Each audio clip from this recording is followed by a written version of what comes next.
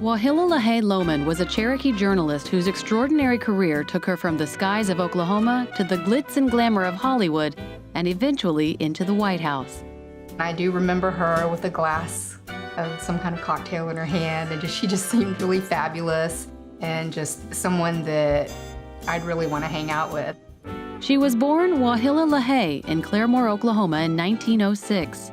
Her mother was a Scottish immigrant, and her father was a Cherokee attorney who represented the tribe in Washington before Oklahoma statehood. Wauhillau's father was a statesman, a politician in the Cherokee Nation, and I know she was very proud of that. Her father named her Wauhillau after the Cherokee word for eagle. Wauhillau's career as a journalist started as a teenager when she became the society editor for the Muskogee Daily Phoenix. She wrote for the Oklahoma A&M college publication, The Collegiate, but stepped away from the university to write for the Oklahoman and the Oklahoma City Times.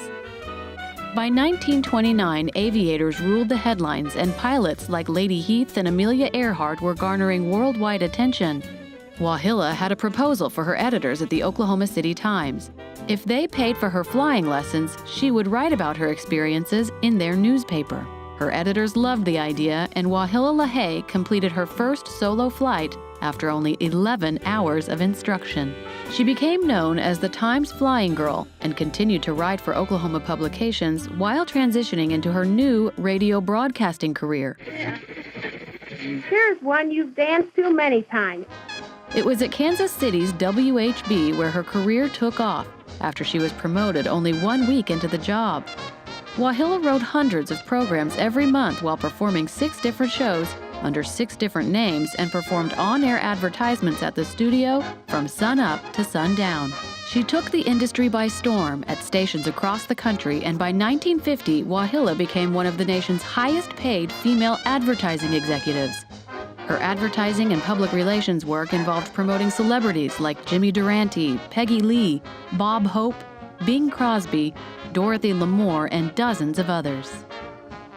Say, that was fine. Now, what have you next? Wauhillau still found time to write, and her semi-autobiographical article, Smile When You Call Me Pocahontas, was published in a 1952 issue of Collier's Weekly. The article serves to criticize those in her social circle who advise her to keep her Cherokee heritage a secret.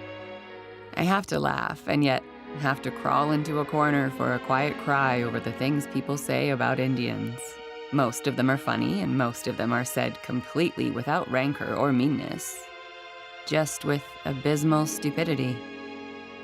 She was very proud of her Cherokee heritage. I think she showed by her life's work that, anybody can accomplish anything. In 1963, Wauhillau moved to Washington, D.C., and soon established herself as a White House correspondent. Her task was covering then First Lady Ladybird Johnson. Wauhillau continued her correspondent work into the Nixon administration.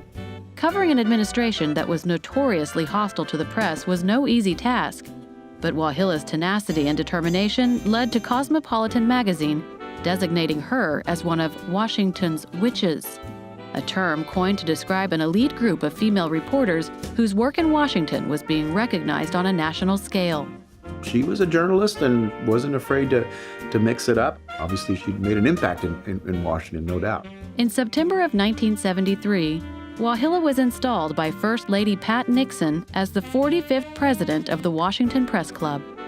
Throughout her life, Wauhillau LaHay's work challenged conventional ideas of women's roles in both journalism and advertising, all the while advocating for better treatment of Native Americans and promoting their accomplishments in her articles. Though she chose to spend her retirement in Colorado Springs, she requested that when the time came for her to be laid to rest, that she be buried back home in Muskogee, Oklahoma.